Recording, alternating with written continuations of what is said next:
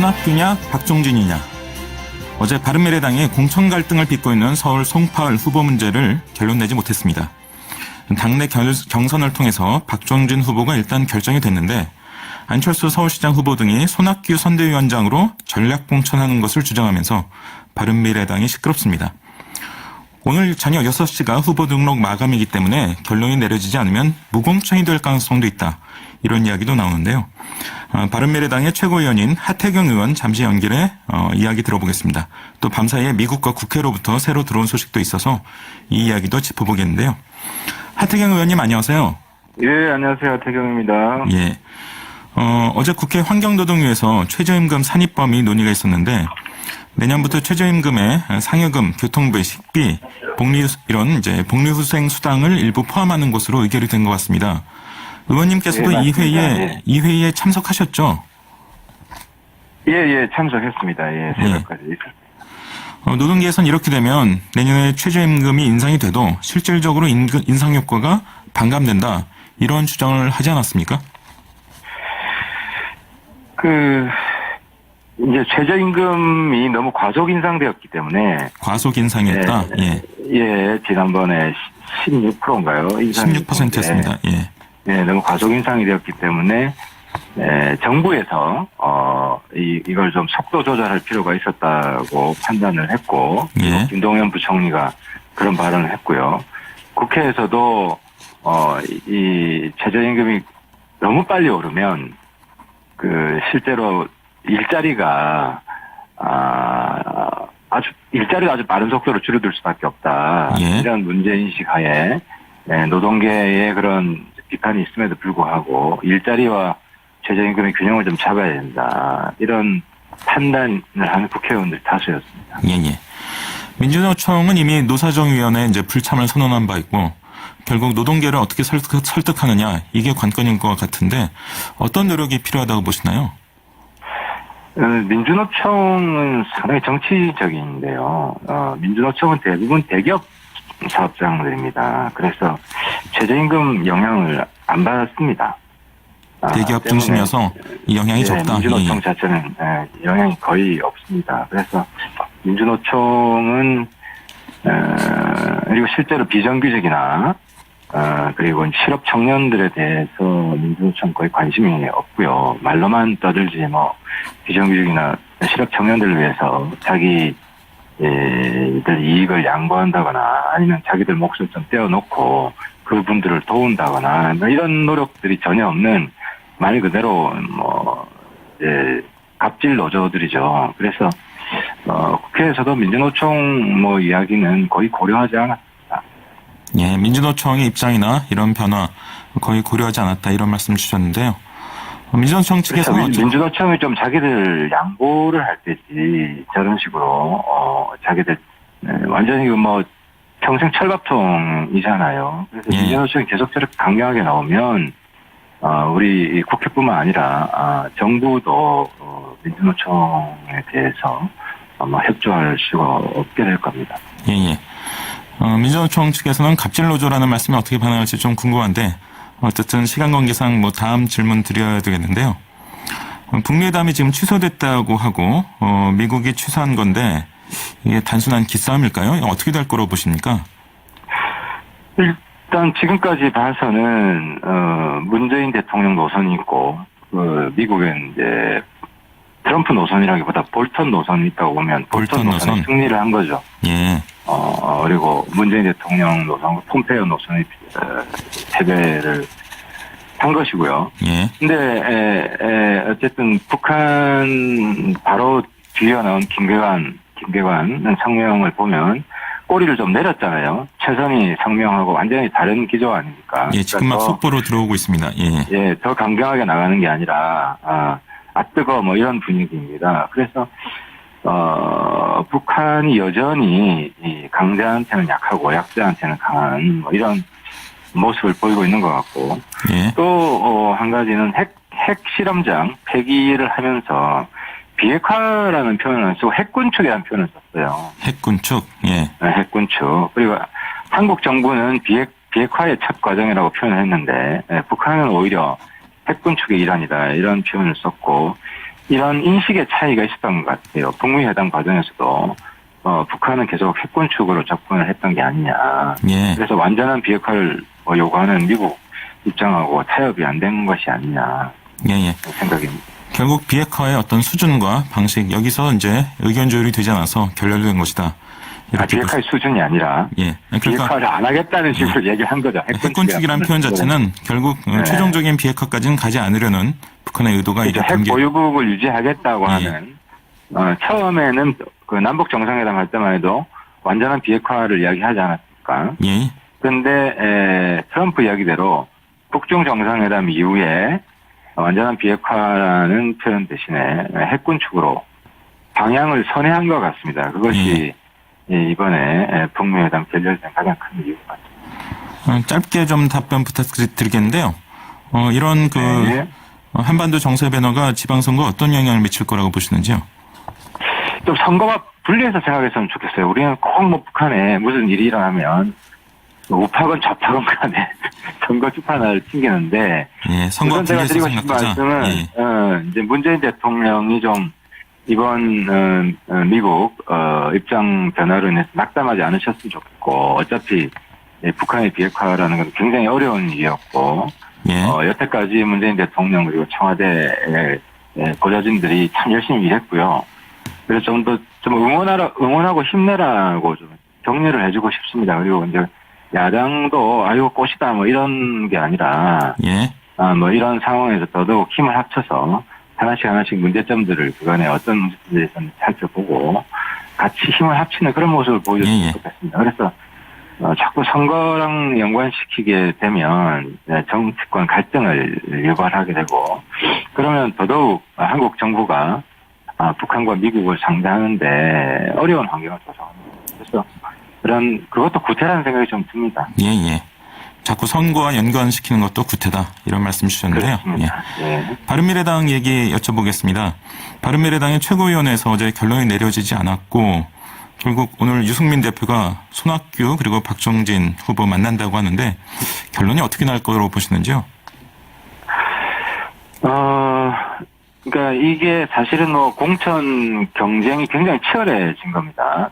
사실 이게 이제 긍정적인 면도 있습니다. 왜냐하면 공천 경쟁이 없었다면 이런 갈등도 없었을 것인데요. 아쉬운 점은 너무 막판에 이런 일이 일어나서 저희들이 이제 굉장히 당혹스럽다는 것인데 아직은 뭐 시간 조금 남아 있기 때문에 어쨌든 최대한 경쟁력 있는 후보가 누구냐.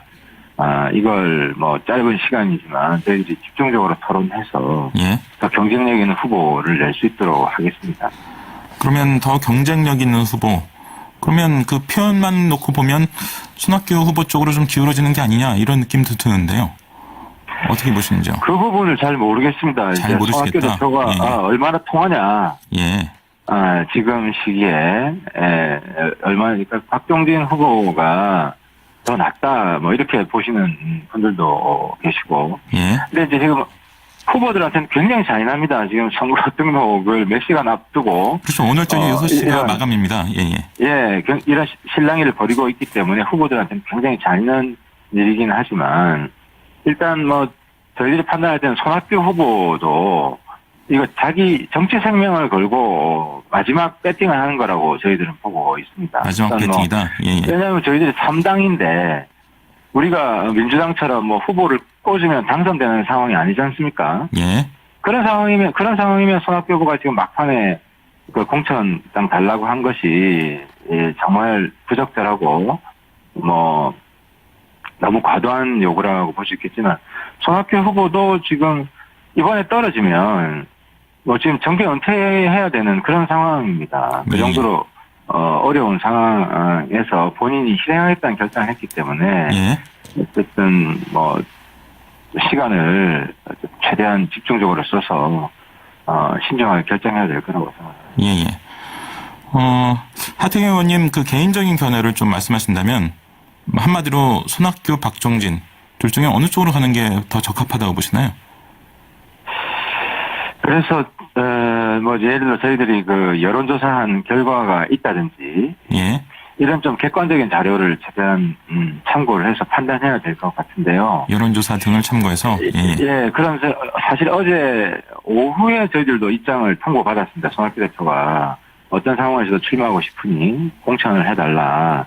예. 그래서 굉장히 당혹스러웠습니다. 갑자기 이 상황이 변화가 돼서. 그래서 아무튼 참모진들한테 최대한 자료를 좀 달라고 준비를 했고요. 예. 저는 아직도 제 개인적인 판단이 서 있지 않습니다. 예. 알겠습니다. 지금 좀 이따 회의에 들어가야 되는데요. 여러 자료들을 보고 판단해야 될 것 같아요. 결론이 나지 않아서 6시까지 아무도 후보 등록을 못하면 무공천이 되어버리는데 그래서 결과적으로 자유한국당 후보로 단일화된다. 이런 그 소문이나 분석도 있던데요. 이런 가능성은 전혀 배제할 수 없다고 보시나요? 지금 상황에서 뭐 저희들이 안 나가면 민주당이 그냥 이기겠죠. 예. 한국당 후보가 이길 수 있겠습니까? 저희들이 사람들이 좀 판단을 잘 못하는 것이 민주당 쪽 표를 갉아먹는 부분도 꽤 큽니다. 바른미래당이. 예. 네, 바른미래당이. 그래서 저희 당이 안 나가는 게 한국당에 반드시 유리하다. 저는 그렇게 생각하지 않고요. 예를 들어 저희 당이 전국에서 다 안 나간다면요, 거의 민주당이 다 됩니다. 예. 지금 뭐 그건 당 지지율에서 분명히 나타나 있잖아요. 물론 저희들이 나가도 민주당이 상당히 유리하긴 하지만은, 그래서 저희들이 반드시 안 나가는 게 한국당에 유리하다 이렇게 보시나. 예. 박정진 서울에서는 더더욱 그렇습니다. 예. 박정진 후보가 이런 얘기를 했습니다. 안철수 후보는 그럼 1등 하냐? 뭐 이런 식으로 이제 반발의 이제 의미를 담은 표현을 썼는데, 송파울 후보가 약해서 서울시장 후 선거 분위기가 뜨지 못하는 게 아니라 안철수 후보 지지율이 봄점처럼 오르지 않으니까 다른 선거에도 악영향을 미치는 거 아니냐, 이런 얘기를 했어요. 박정진 후보 입장에서는 좀 억울한 것 아닐까요? 박정진 후보 굉장히 억울하죠. 지금 하루를 앞두고 이런 변화가 있었기 때문에. 근데 아무튼 저희들이 감사한 것은 그럼에도 불구하고 박정진 후보가 최고위원회 결정이 되면 승복하겠다라는 이야기가 어제 오후에 했기 때문에 굉장히 감사하게 생각하고 있고요. 그래서 아무튼 저희들이 뭐 짧은 시간이지만 최대한 공정하게 심사를 하려고 하고 있습니다. 예. 마지막 질문이 될 것 같은데요. 서울시장 선거의 경우 많은 사람들이 안철수 후보와 김문수 후보 결국 단일화되지 않겠느냐 이렇게 점치곤 하거든요. 하태경 의원 그 개인의 의견은 어떠신지요? 김문수 후보가 자진 포기하면 몰라도 저희 당 입장에서 한국당과 협상을 해서 과거에 민주당과 통진당이 단일화한 사례가 있지 않습니까? 예를 들어 서울에서는 우리가 먹을 테니 경기도에서는 당신들이 먹으시오. 이런 식의 그 단일화 협상은 저희는 안 합니다. 절대로 안 하고. 그리고 후보 본인이 예를 들어 나는 포기하겠다. 이건 단일화가 아니죠. 그냥 자기 중도 포기고. 그래서 안철수 김문수 후보 측에서도 김문수 후보가 포기하면 저희들이 말릴 방법이 없죠. 자유한국당의 홍준표 대표는 후보끼리 단일화하는 것은 허용하는 것처럼 발언을 했거든요. 혹시 바른미래당도 비슷한 입장 아닐까요? 그 이면에는 그렇습니다. 이제 서울 빼놓고는 저희 당 후보들이 다 한국당 후보에 밀리잖아요.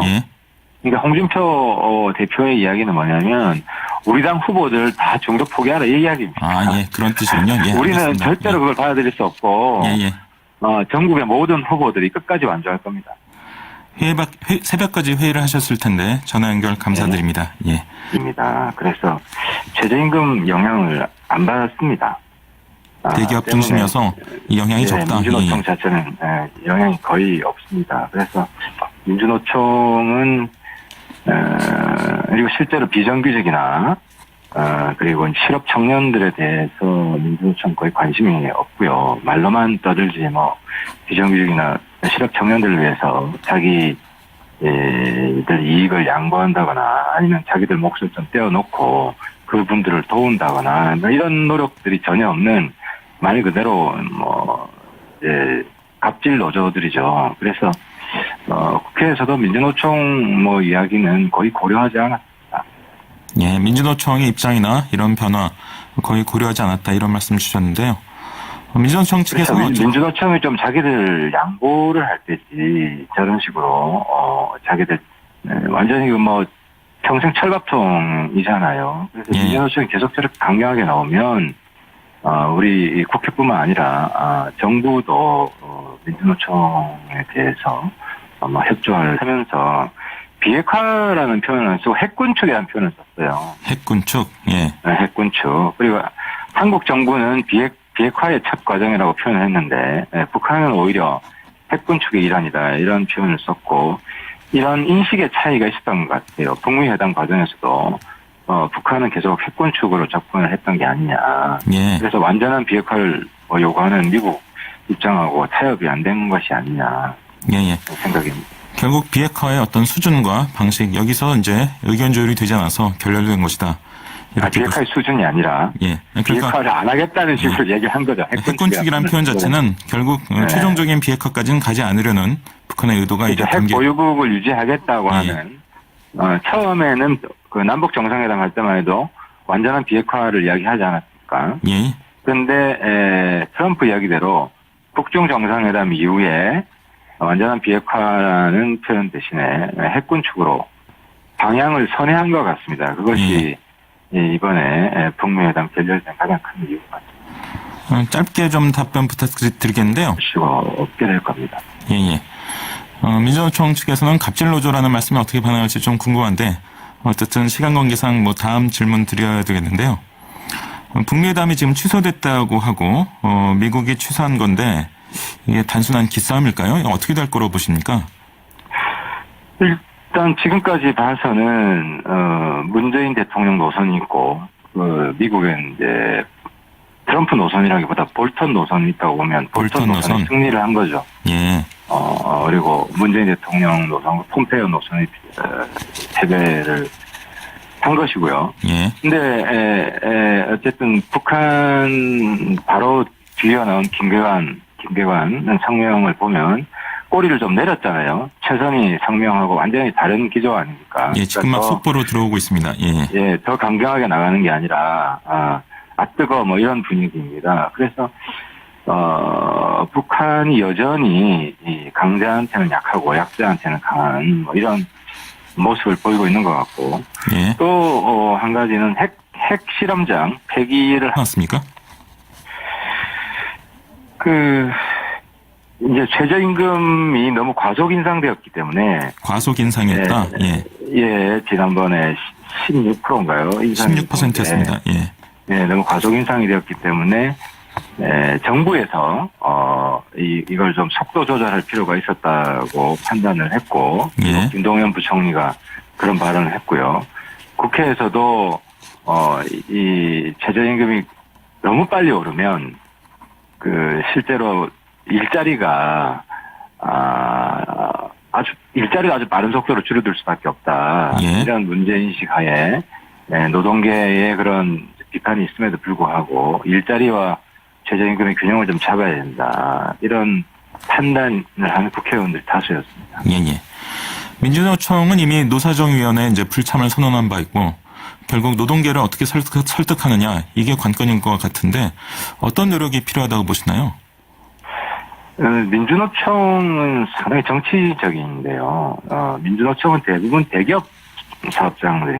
손학규냐 박종진이냐. 어제 바른미래당이 공천 갈등을 빚고 있는 서울 송파을 후보 문제를 결론 내지 못했습니다. 당내 경선을 통해서 박종진 후보가 일단 결정이 됐는데 안철수 서울시장 후보 등이 손학규 선대위원장으로 전략 공천하는 것을 주장하면서 바른미래당이 시끄럽습니다. 오늘 저녁 6시가 후보 등록 마감이기 때문에 결론이 내려지지 않으면 무공천이 될 가능성도 있다. 이런 이야기도 나오는데요. 바른미래당의 최고위원인 하태경 의원 잠시 연결해 이야기 들어보겠습니다. 또 밤사이에 미국과 국회로부터 새로 들어온 소식도 있어서 이 이야기도 짚어보겠는데요. 하태경 의원님 안녕하세요. 예, 안녕하세요. 하태경입니다. 예. 어제 국회 환경노동위에서 최저임금 산입범위 논의가 있었는데 내년부터 최저임금에 상여금, 교통비, 식비, 복리후생 수당을 일부 포함하는 것으로 의결이 된 것 같습니다. 의원님께서도 이 회의에 참석하셨죠? 예, 참석했습니다. 예, 새벽까지. 노동계에서는 이렇게 되면 내년에 최저임금이 인상이 돼도 실질적으로 인상 효과가 반감된다. 이런 주장을 하지